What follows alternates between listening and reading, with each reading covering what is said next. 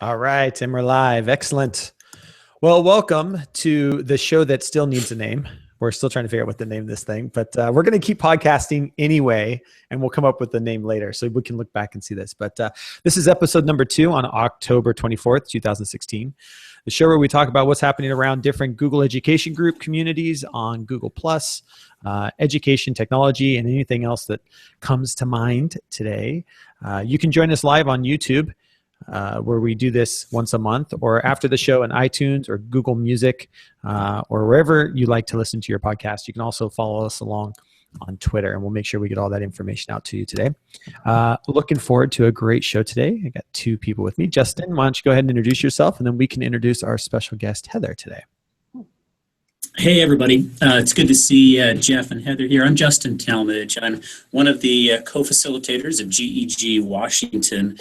So happy to be here today and to sort of get this show off the ground.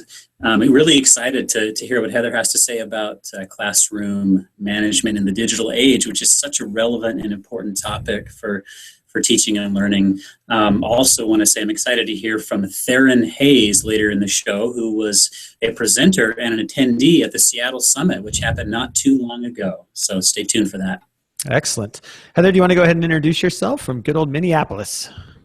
Sure. My name's Heather Dowd. I started out teaching as a physics math teacher, and then I moved into the ed tech coaching role. I've been working with middle school students for the last 5 years, and this year I say I'm taking a gap year.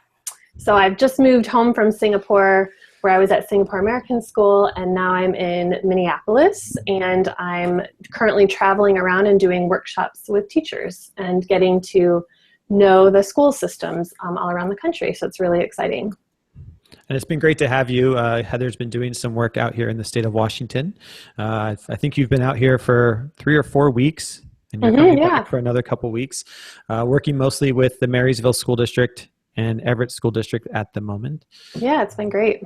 With our company, Zero Learning. So it's been good to have her out and about.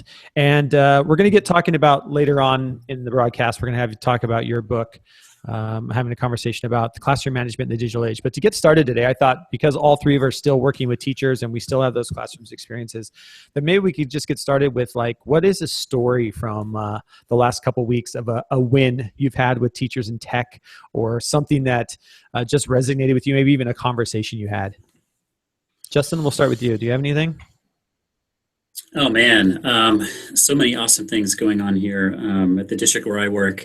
The main push that we've had this year is around a learning management system. Double-edged sword for teachers, because there's lots of things that it's trying to accomplish. And sometimes when you try to do so many things, it's hard to do, one thing well. But in particular, one tool that we're really excited to implement is a tool called PlayPap, which is kind of a Zaption replacement. For those of you that Zaption decided to exit the education market. And so we were looking for an alternative to this tool that allows you to create sort of flipped classroom videos, but also to embed formative assessments within the video, such that students pause, it automatically pauses the video, and then you can ask a formative assessment question, they have to respond to it, and then it can continue with the video. So we're really excited to start our kind of implementation of PlayPap within our LMS using what's called the LTI standard. So I guess that would be one thing I would share. So that's crazy, because just today I was looking around on the web, like what is replacing Zaption? Because I know so many teachers were using it, and I was just like, what is going to replace it? So is this a standalone website, or is it just part of your LMS that you guys have? No, it is a standalone. It's at playposit.com. It's formerly Educanon, so You may have known it as Educanon. Wow. I'll have to look. And is it free, or does it cost? Or Of course, it's free for individual teachers, but does require districts to pay if they want more of a kind of a managed dashboard and that sort of thing. And then the LTI integration costs as well. And pretty low, like getting teachers started, pretty low entry? Well, you can sign in with various sign-ons. We use Google Single Sign-On for PlayPap, so that's really easy for teachers and kids. I mean, I would say we're still learning about it. The interface it takes a little getting used to. There's some different terminology they use for things that requires you to get used to. But the actual creation, uploading your video or inserting your video from a third-party source is pretty easy. And then creating the questions on top of the video is very, very sort of standard setup, with that video timeline and whatnot. So cool. Another one I heard of today along that same line was called Viva. Have you heard of Viva? Have you played? I have not. So that was one that came up today when we were looking for a Zaption replacement. I haven't had a chance to play with it, so I don't know, but we'll make sure all these links get into the show notes as well, so everybody can have a play with these. But that's great to hear, because literally just today I was like, I need something like Zaption right now. So that's great. Yeah. Well, check it out if you can. For sure. How about you, Heather? Any conversations or anything you've had recently, or?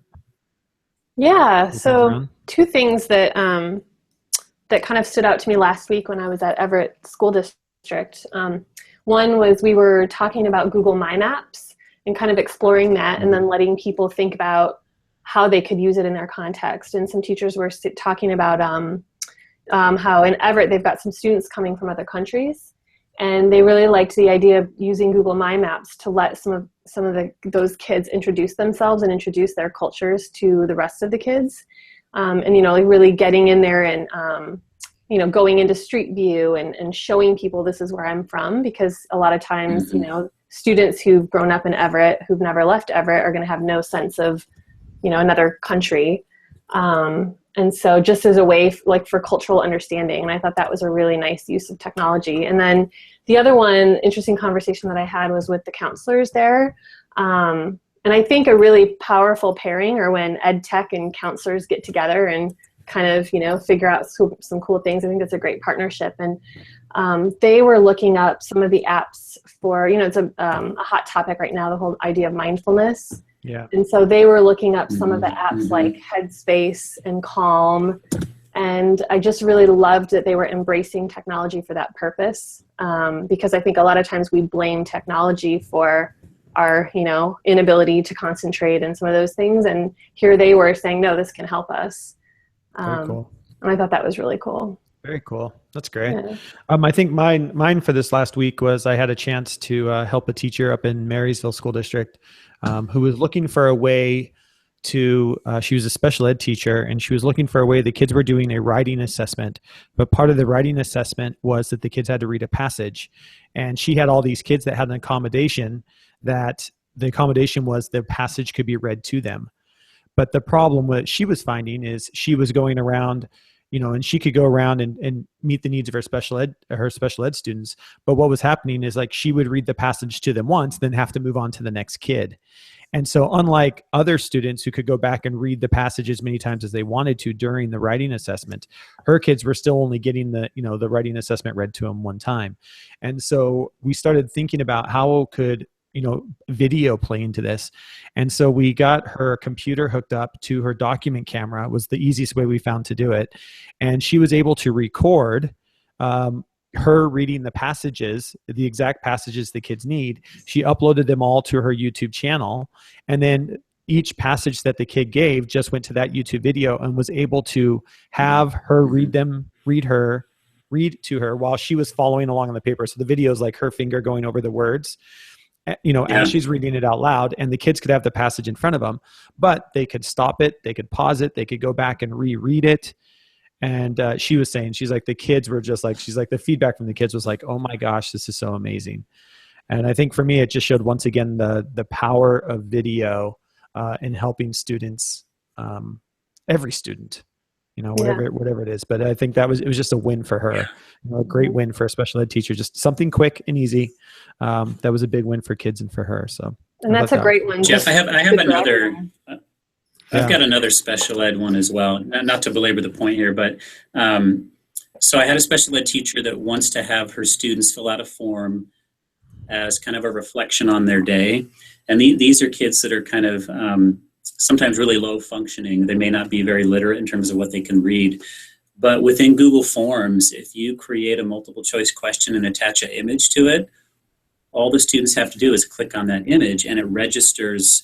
Like you could come up with a yes or no question, and you could have yes be a smiley face and no be some other icon or image. Yeah. And when the student presses the image, it does select yes or no. So that's a great way for some of our kids that, or even younger kids as well, pre-literate, Sure, yeah. Pre-K, for example. So check out Google Forms. It's always improving. Yeah, that's amazing. Yeah, that's like there's so many great little hacks like that, that just and sometimes the low hanging fruit is what you need to grab a teacher so we can take them higher. That's right. Sometimes That's right. little wins like that, all of a sudden, I think a lot of people that I think listen to this podcast, and a lot of the people are tech coaches or already in the role. And as much as we think of those things, we're like, oh, well, that's not like redefining learning, or that's not a high use of tech. But sometimes little things like that is a switch for a teacher that gets you into the classroom, that gets you to that next level. And, and making sure you take time to celebrate those, I think is always a good thing for sure. So maybe we need our own GEG Washington hashtag, something like, I don't know, GEG Wall Win. Yeah. Yeah. For all the little wins we have. Yeah. Yeah. That's right. So I did want to mention a couple things coming up here in the Pacific Northwest. There's an Ed Camp Seattle that is coming up on November 5th. It's going to be held at Seattle Pacific University from 9 until 3. It's a great way to connect with others in the area. It's totally free. If you've never been to an Ed Camp before, I strongly encourage it. You can find out more at edcampseattle.org, and we'll make sure that gets into the show notes as well. But as part of these podcasts, I like to just try to highlight any professional development type things that are going on in the area. So if you have any that you know of, please send them our way, and we'll make sure we get those in the show notes, and we'll try to keep everybody informed on where there's some good tech PD going on. But should be a good Ed Camp on November 5th if you're free for Seattle Public University. So it should be a good time to just network and share ideas and stuff. All right, Heather, talk to us a little bit about this book. Why in the world did you decide that I love it, like classroom management in the digital age. It's something we're constantly talking about with teachers, especially as they start going one-to-one, or if they've been using carts for a long time, that classroom management has changed in a connected classroom. So maybe just talk a little bit about where'd you get the idea? Where do some of the things come from for the book? Sure. Well, here's the book. I like to show the power of visuals. I wrote it with my colleague from Singapore American School, Patrick Green, who is a Washington State native as well. And he and I were working in middle school, and we went one-to-one about 3 years ago. And as going through that whole process and being the people who were supporting teachers, we really wanted to address teachers' fears going into it. And so I think that's when the idea started. Most of teachers' fears were around classroom management. And so we realized that we needed to address it and have a conversation about it. And so through our work with our own teachers and going from not one-to-one to one-to-one, we learned a lot. We learned a lot about the things that work. We learned, on the one hand, classroom management is the same as it was before devices. Some of the same things that create a successful classroom without technology are the same with technology. It just maybe takes a little bit different form. So it kind of came out of our work with teachers and learning from our own teachers and also teachers all around the region. We visited a lot of schools as well to see how their one-to-one programs were functioning. So in some ways, it's kind of a collection of all the advice we were given. And that's kind of where it started. Cool. And what are some of the things, like I think of, and I apologize, I have not read fully the book yet. I know, shocker. But what are some of the advice you give in there? I think especially around one of the things that I hear a lot coming from specifically high school teachers is dealing with cell phones in the classroom. And do you have any just like quick tips or things that you recommend, or what we might hear about in the book around just that device being very distracting to kids today? Yeah. One of our big themes throughout the book is just empowering students to also come up with solutions for themselves. We found that if we sat with our 8th graders and said, look, first of all, tell me what's happening. And they'll be very honest and tell you everything that the kids are doing. But they will say, I'm distracted. I mean, they know it. And so then brainstorming with them has been a really powerful way, I think, to get ownership from everyone in the classroom on whatever rules, I wouldn't even say rules, but what are we going to do to help ourselves not be distracted? And that's true with a phone or with, any kind of device. I think, we also don't encourage you to ban devices.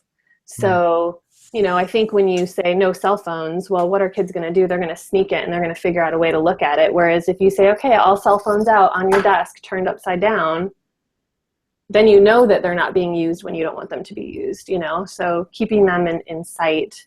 One of the things that we do with laptops or Chromebooks or whatever is we encourage teachers to give 30 seconds at the beginning of class and say, okay, this is what you need open right now. Close all other tabs except this one, or close all programs except this one. Or even as part of the bell ringer, when kids walk in the room, a lot of teachers have a bell ringer. You can call it lots of different things, but they'll have a slide up saying, this is what you do as soon as you walk in the room. Well, part of that slide can be, close all things, close all tabs, have your Google Doc open, or whatever it is that you need. And because a lot of times students, they'll be distracted because they've got Skype chat open. But if you ask them when class starts, close everything, 90% of the kids will follow that advice. Yeah. And they will close everything. And we found that really cut back on a lot of distraction, just, giving kids a chance to not be distracted. I mean, I know as an adult, if I know I really need to work on something, then I need to close my email and I need to close Facebook. Like email, I used to have, there was like an add-on or something where you could see the number of unreads in the tab. Do you guys ever use that one? Yeah. I had to turn it off. I hate that. Oh my God. It's too distracting. Yeah, it distracts me. Knowing how many emails I haven't read is not a good thing. No, that for me lasted about a month. And then I was like, whoa, what am I doing? I'm turning that off, and students are the same, but you have to have that conversation with them. So I think keeping those lines of communication open, which, good teachers with good classroom management, those lines of communication are open about all kinds of topics, Yeah. And I think it's like, I think you touch on it too, the idea of just setting routines, any way you can set a routine around the use of devices, especially in a blended format. I had a teacher tell me that it was a simple thing is they had Chromebooks. And so she printed off the picture of the Chrome symbol and just had it like she had a magnetic whiteboard. And just had the kids, like, if you come into the classroom and it's up on the board, you need your Chromebook to start class. If you don't see it on the whiteboard, then you don't need your Chrome. It doesn't mean we might use them later in class, or this is a day we're not going to use them. But she said it was just so easy, and it's just a simple visual. And she said it's as once she built that routine, she would have kids like pop by just to look to see, like the next, they wouldn't have her for another period, but just like to pop in to see, where am I at with my Chromebook today in that class? And it was a simple thing. It's just printing off the Chrome symbol and being either it's on the board or it's not, was just a quick indication for teacher or for students on whether or not I need to have the device out when when we get there, or it can go under my desk. So that was another cool one I like too. Yeah, something I'm thinking about, Jeff, sort of along those lines, and Heather, is that technology can tend to amplify existing practices. And so I think about teachers who maybe weren't classroom managing in general before technology. They're probably not going to be very good classroom managers with technology as well. Yeah.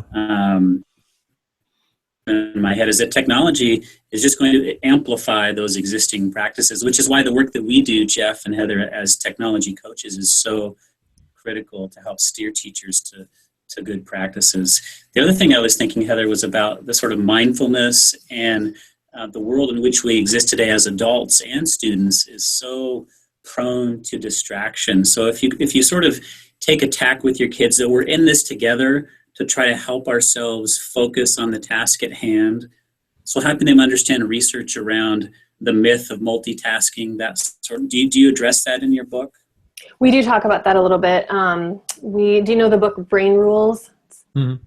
I have heard of it, yes. Yeah, it's older now, but we quote that a couple of times just because it's really, it's clear that the multitasking, that it is a myth. And yeah, I mean, that's part of the conversation with kids is the why. This is why this is important.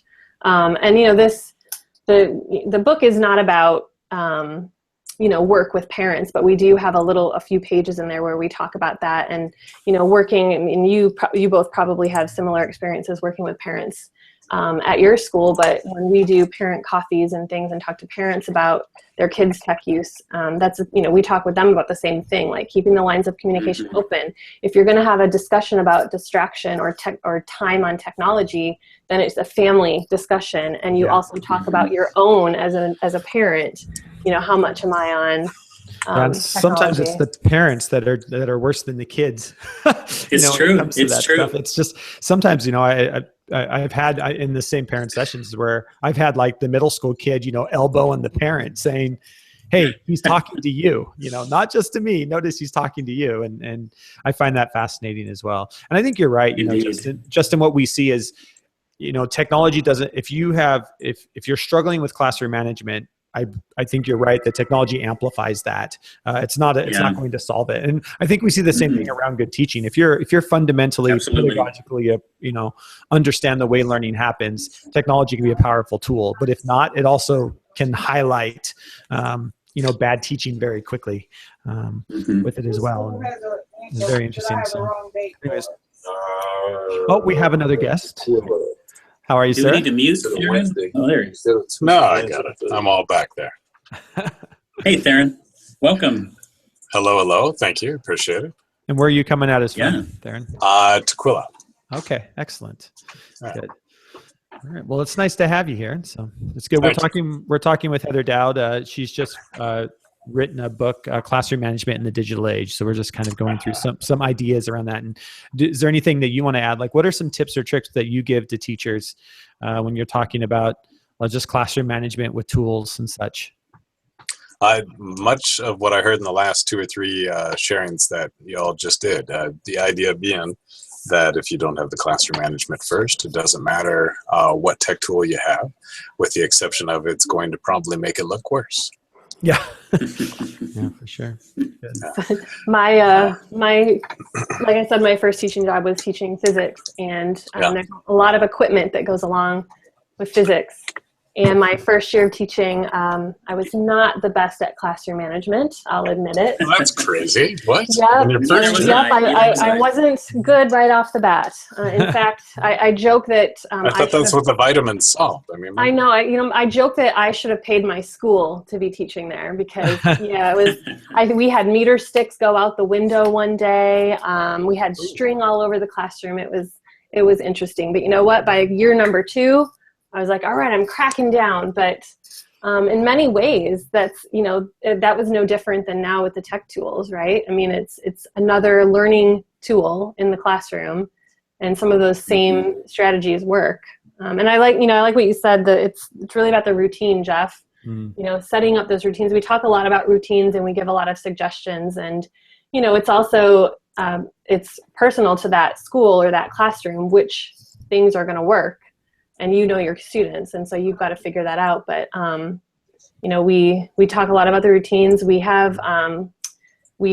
put our posters. We created posters for our one-to-one program. Different things like, our rule on audio. Like, we have a rule that if you're going to play a video or anything with sound on your laptop, you have to always have your earbuds with you. Things like that. And we made visuals, and we kind of made that. We put those in every classroom. So that was a clear message. And it doesn't matter which ones are going to work, which ones you choose, but having that clear, consistent message. Yeah. And I think you hit on a point too, right? Like, there's so many, everybody has classroom management, works for them, their style, and most importantly for their kids. And I think the hope is with your book, and the things that I've read, is you give a lot of just quick tips on things that you can do, and you can't do them all, and you shouldn't do them all, but find the ones that work for you, your kids, your situation, and that's what I like about books like this. It's a quick read. It's easy. It's just filled with just ideas of try this, try that, what works for you. Here's a conversation starter to have with kids, and anytime we can have books like that, I think are fantastic. So. Yeah, good. That's great. So thank you for writing it. I really appreciate it. Thank you. Thank you for thanking me. And I can't believe it's really here in physical print. I know. It's crazy. How long did it take you to write it? Well, it's, I was with my colleague, Patrick Green, my co-author. I want to say, how many months did it take? The whole process was a good 8 months. Okay. Did you write it in a Google Doc? Of course. Of course, written in a Google Doc collaboratively. Of course, yeah. Yeah, I love it. Although the editor used Microsoft Word, so then it got transferred over to Word using all of the commenting and different, I don't even know what it's called, all of the suggested editing in Word. So then we had to figure all of that out. But yes. Yeah, great. It was born in a... So Heather, is your book just available on Amazon, or is it available in other platforms as well? It is on Amazon. You can order a print version. You can also order a Kindle version.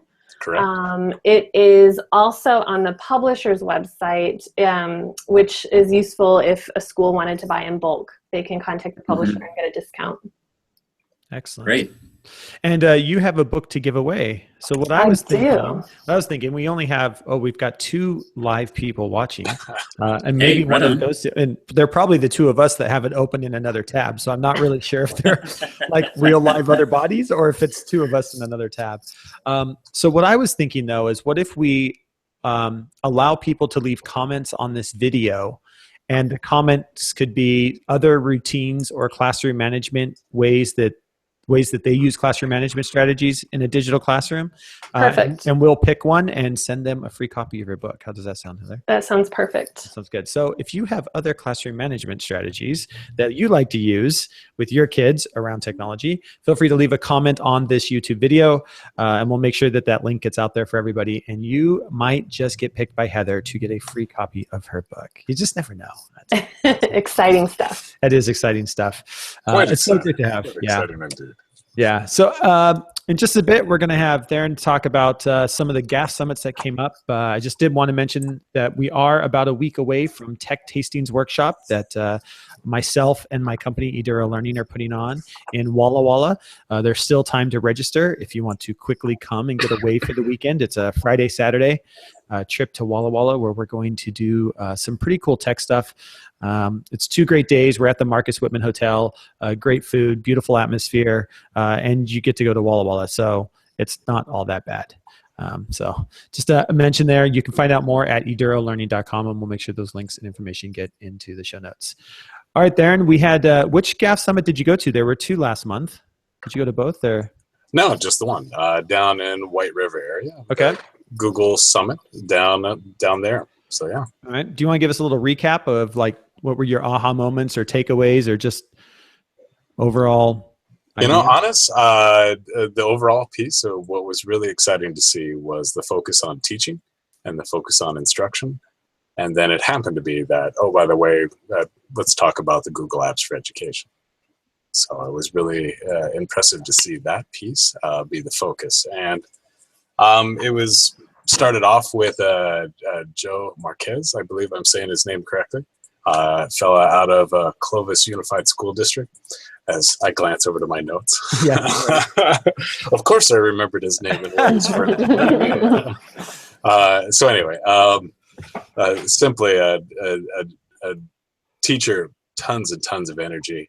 To the point of he actually refused to use the microphone in the auditorium because he projected his voice that much. So if you sat in the front row, it was intense. Anyhow, it was interesting to see his big focus being kind of the overall piece of that. It's about the instruction, and you just happen to be using Google Apps for Education. So, very cool. I feel like that's... Go ahead. I just feel like that has been a really great trend over the last, I don't know how many years, when technology sort of first came into the classroom, it was about the tech and this is exciting and look at this tool and look what this app does and look at this new thing. And I really feel like the change is happening now where now we're focused on learning. And that's really exciting. And it's interesting too, because I think, we have to keep calling them like you think of a Google Apps Summit, type thing, and you think, okay, it's going to be all about Google, it's going to be all about tech tools, and really none of these are. We are making that switch. So how do you get, the thing becomes is how do you get like that next wave of teachers to understand you're going to go to this and we're not going to sit and tell you, click here to share a Google Doc, and here we're going to take 4 hours to show you how to fill out a Google form. Like that's not what these conferences are about. That they truly are about learning and the shift in learning because of the technology and the tools we have. And yet we still put tech in the name. Like I'm even thinking of tech tastings that we're holding, right? Like it's tech tastings, but everything that, like the whole outline has nothing to do with technology. It has everything to do with like problem-based learning and challenge-based learning. And we're covering all of these, pedagogical approaches to the classroom, but you still put tech.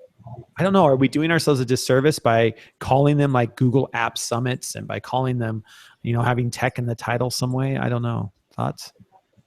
I'm not sure. If it's a disservice, I think it might be a subtle distraction with it. The other piece is, to me, the big aha moment for me was a few years ago, was when realizing that the technology doesn't make my job easy, it makes my job easier, or at least takes one part of it and makes it easier, and thus allows me to do the teaching that, as Heather, as you said, your first year teaching, classroom management was a struggle. Was your example. My example, organization was a struggle. But suddenly, for whatever reason, organizing pencil paper couldn't do. But if I organized digitally, it suddenly met that. And then that supported the classroom management that, for whatever reason, maybe it's because I came from a family of teachers, but that piece wasn't as big a struggle my first year. Either that, or maybe I had a blind eye. No, of course I do that well. Yeah. So, but anyhow, that's kind of where I would go. Yeah. I don't know, Jeff. I mean, you still have to choose the right tool for the job, right? I mean, it can't. I mean, if I'm building a house, I got to know what I'm going to use my pneumatic drill and hammer for versus what I'm going to use my hacksaw for, right? So it can't, I mean, you got to focus a little bit on the tool because it's going to help you do a quality job, right? Yeah. Yeah. And I guess, I mean, as long as that's where I want the wall first, and then I have to decide what are the tools I need to build the wall.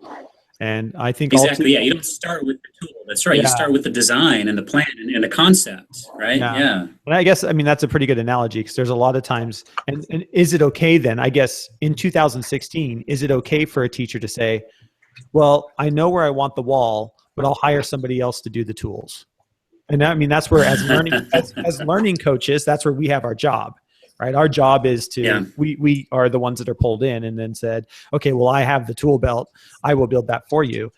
Are we reaching a time, or is there a time when we should expect teachers to know or to change so that they are learning tools? I don't know. Like that's the part that I struggle with is, I mean, I get that. And I think people that know a lot of tools understand that it starts with the learning and then we find the tool.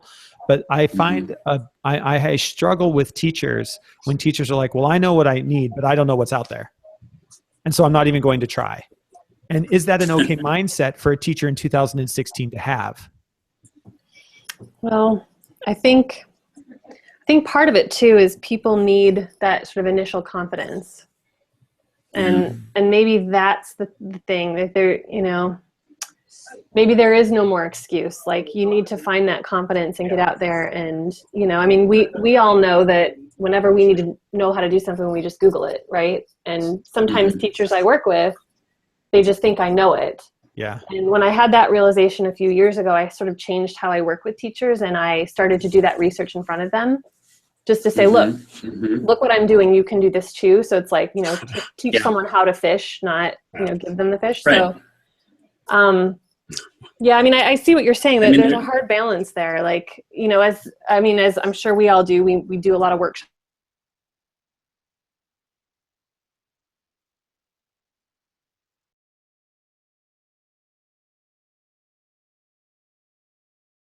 About it. And that could be the thing that pushes them into, oh, I can do this. And it is about learning and I can figure it out. I don't know. Yeah. I jump in with the idea of, I don't know if it's a bad mindset to have. I don't agree with that, but I think it's a bad mindset to keep. Yeah. You change the one word within that phrase there. And the idea being that we are not stuck here. You can grow, you can change, just like we try to preach to the kids. So. Yeah. Well, and I've been saying like this year, part of my keynotes, opening keynotes at a bunch of school districts here in the state was like, if you come to me and if you're of an older generation, I get very frustrated when teachers tell me, well, I'm just not good at tech. And I've gotten to the mindset where like, okay, I'm okay with that, except you decided to be an educator. And this isn't about you, this is about them. And you can't, if you chose an education as your profession, you need to understand that you learning some of this technology and you being comfortable with this technology is kind of an obligation, I think, now to be a teacher in 2016. And we have to stop using the excuse, I'm not good at tech, because I don't think that's doing anybody a favor. And I think it's then allowing teachers, I mean, if you're not in education, fair enough. You don't need to, you can be as bad at tech as your mindset wants you to be. But if you're in education, I don't think that's an excuse we should allow anymore, just because of where we are and what we understand that kids need. And so how do we, I guess, help teachers get to a point where you're like, don't say that to me. You say that to me, I get very upset. I don't know. A tech coach that I worked with at Singapore American School, Robin Lynch, she's just retired, and she's older than me, and she hated it when teachers would say, yeah, but I'm too old for that, right? She's like, you're the same age as me, and or they would say technology is just so new. And she's like, technology has been around for my entire career, so I'm not going to buy that one, I think one thing that I have found a little bit of success with is just showing teachers, like the kids that are coming into their classroom, showing them the work that they do in the previous year. I know that put some pressure, some good pressure on teachers that I've worked with, like the 6th grade teachers, saying, look at what these kids did as 5th graders. Yeah. And then that's kind of like, oh, I need to up my game. And then I had a similar experience, just me personally this week. I actually was just this morning, I think, LinkedIn. I got an email from LinkedIn. I don't know if any of you got this, and it was, they're giving away, not giving away, but I saw that. Did you guys see that? So they have a learning platform now, apparently. Yeah, so they've got classes, and so I clicked on it, and it says they're all based around the top skills of 2016. So here, I'm just going to read them to you, because I was sort of like, kind of had a reality shock moment.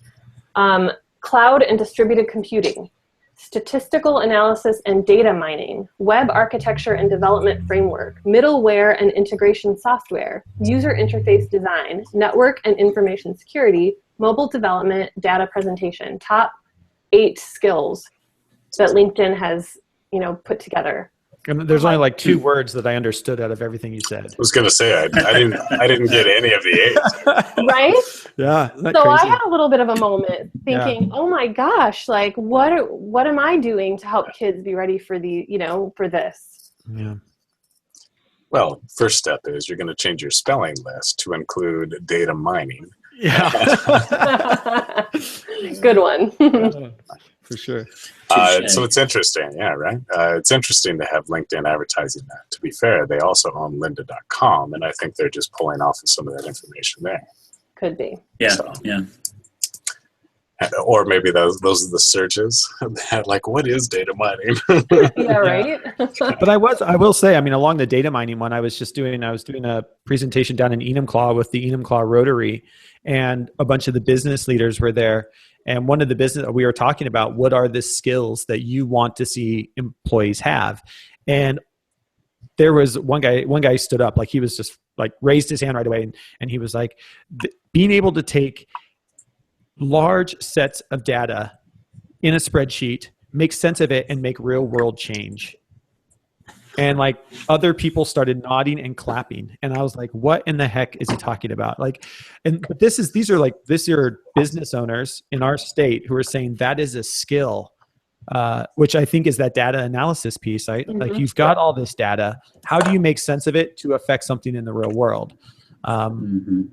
Just seemed like you read that off, and I'm thinking, oh my gosh, these guys, I mean, these business people here in our state nailed it. Like this is what they're looking for, big sets of data and doing something with it. So, and there are a lot of things you can do, like all of the government agencies post all of the data they collect. Anyone can download it. I mean, that's you can do activities with real data with students. Yeah, I was helping a teacher the other day. We were at census.gov and downloading like census data for 2010 from the state of Washington. And kids, I mean, it's massive. It's like 212 megabytes of data in a spreadsheet, that you just like, okay, kids, make sense of something. Like, what do you see in here? What's this telling us? There are some pretty cool sets out there. So. All right. Well, great conversation. I want to get this wrapped up because everybody else has lives, and we try to keep this between 30 minutes, 45 minutes show. So I want to go there. I want to mention a couple other things happening. Don't forget the Northwest TOSA chat happens Wednesday nights on Twitter at hashtag NW TOSA chat. So feel free. It's at 8 p.m. Pacific time. So you can join in there as well anytime you want. And it's always great if you just like the hashtag Northwest TOSA chat. I'm not always able to make it live, so I like being able to go back a day or two later and just rereading everything that they've chatted about. So it's always good that you can go back and do that as well. And then one announcement personally from me is that the company that's doing a lot of the work here in the state of Washington, Eduro Learning, just launched a parent certificate course called Parenting in the Digital Age. So we launched that today, which is kind of cool. If you go to edurolearning.com and click on online courses, you'll see there for parents. It's 6 modules. We interviewed parents all around the world on how are they raising their kids. What are some of the things, conversations, basically it's all based on conversations like we were saying with classroom management. What are conversations you're having with your kids, and so on and so forth. So we're excited about that. We've got a couple districts that are interested already in like somehow purchasing the courses for parents in their districts. So I don't know what we're going to do. We had to get them made first. Now we'll try to figure out how the heck we start spreading these out to parents. But so that's exciting news. So if you head over to edurolearning.com, you'll find that information there. So any last thoughts from anyone before we shut the show down today? Thank you for having me. Yeah, well, thanks for joining us, Heather. Thanks, for being here, and Theron as well. Yeah, thanks both. And look forward to seeing some of the comments that'll be posted on the video to see who wins Heather's book. Yes, for sure. That'll be good. And Heather's already collecting stuff for the version 2. So exactly. You never know. This is all good. I think it's going to be me. I think I'm going to win it. We'll see. We'll see, Justin. All right, that will do it. The rest of us had to vote. Yeah, that's right. That will do it for the show this month. We'll be back on November 21st at 3:30 p.m. Pacific time, where you can listen to us live on YouTube or later in your favorite channel, whether it's podcast or video. Also, you can download us on iTunes. Justin will get this up and into the store here in just a bit. We'll make sure all the show notes are there. Until next month, thanks everybody, and have a good, I guess, Halloween. Halloween's next week. Have a good Halloween, and we'll see you next month. Halloween. How to do it. Take care.